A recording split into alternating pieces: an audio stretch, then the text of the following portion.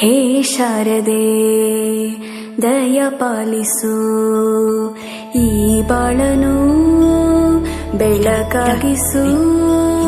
ಹೇ ಶಾರದೆ ದಯ ಪಾಲಿಸು, ಈ ಬಾಳನು ಬೆಳಕಾಗಿಸು.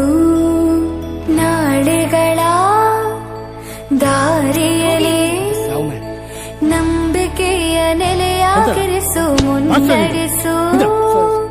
ಕೈ ಹಿಡಿದು ನಾವಾಡೋ ಪದ ಪದದಲ್ಲೂ ಹೇ ಶಾರದೆ ದಯ ಪಾಲಿಸು, ಈ ಬಾಳನು